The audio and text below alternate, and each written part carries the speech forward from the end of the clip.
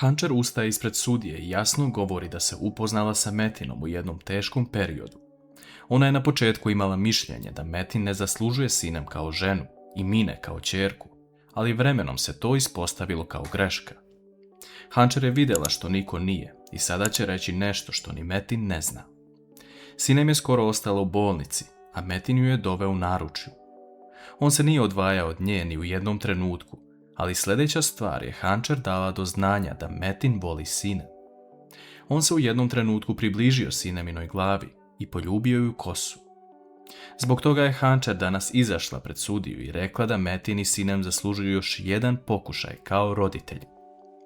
Metin i Sinem se pogledaju, a Metin ne iznenadi ovaj Hančerin potez u lepom smislu. Nakon nekog vremena sudija donosi konačnu odluku da osuđuje Metina i Sinem na novu ljubav i pokušaj da njihova porodica opstane, a Mine govori da ako se još jednom desi neka situacija između njenih roditelja, dovešće ih pred njega. Svi srećno završavaju suđenje i izlaze napolje gdje ih dočekuju Derija i Emir. Džihan daje novac Deri da pozove taksi za nju i Emira, ali oni dolaze autobusom kako bi uštedili nešto novca.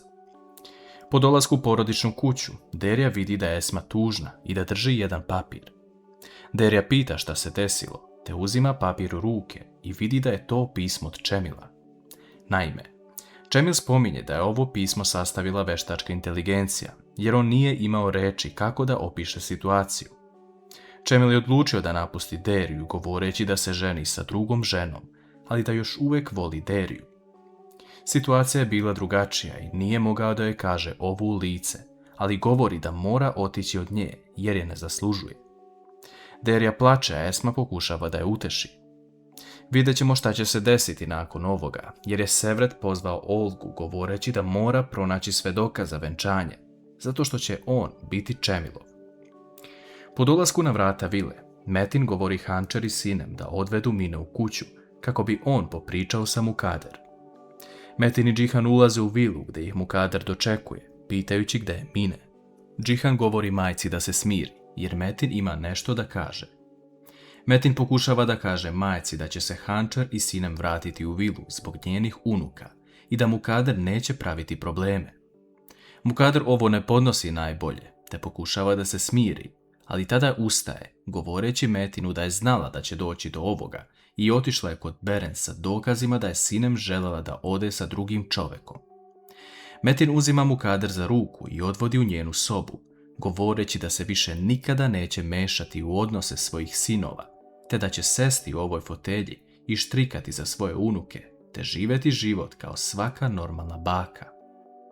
Mukader ne želi to, ali Metin joj govori da je svestan svih njenih igara i da će u suprotnom celom svetu ispričati šta je Mukader uradila. Metin izlazi u hodnik i vidi Džihana koji ga pita da li je sve u redu, a Metin govori da jeste i da se Mukader više neće petljati ni u šta. Metin odlazi na vrata Hančerine kuće gdje izlazi Hančer. On joj se zahvaljuje što je danas stala uz Mine i što je govorila tako lepo za njegovu porodicu, ali stidljivim tonom, jer Metin nije čovjek koji često otvara emocije. Hančer govori da bi on to sigurno radio za Efehana, te odlazi da dovede Sinem i Mine. S druge strane u firmi vidimo kako Engin ulazi u Nisinu kancelariju, a ona zakazuje stvari za večerašnje prošenje Hilal. Engin poželi sreću njenoj porodici, a Nisa govori da je ovo samo porodično okupljanje. U tom trenutku Jigit i Hilal ulaze u kancelariju i zvanično pozovu Engina da se pridruži večeras, jer i njega smatraju članom porodice. Engin se razneži kada ovo čuje i pristaje, a Nisa se također obraduje što ovo čuje. Metin dovodi Sinem i Mine u vilu, ali Mukader nije tu. Mukader je u svojoj sobi i štrika u fotelji, govoreći da joj Sinem dođe, poklonit će joj još veći pakao od života. Metin i Sinem odlaze u svoju sobu, a Metin joj govori da će ako treba morati da glume, da bi njihovoj ćerki bilo lakše da sve ovo prihvati. Ipak, ovdje vidimo da između Metina i Sinem postoji određena povezanost, ali da li će to moći da pokažu pored Mukader?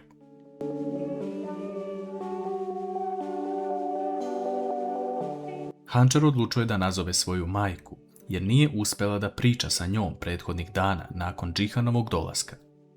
Dok Derija plače pored Esme jer je zauvek izgubila Džemila, Esma govori da je sve u redu, samo kako ne bi remetila mir svojoj ćerki preko koje ide svaka tema.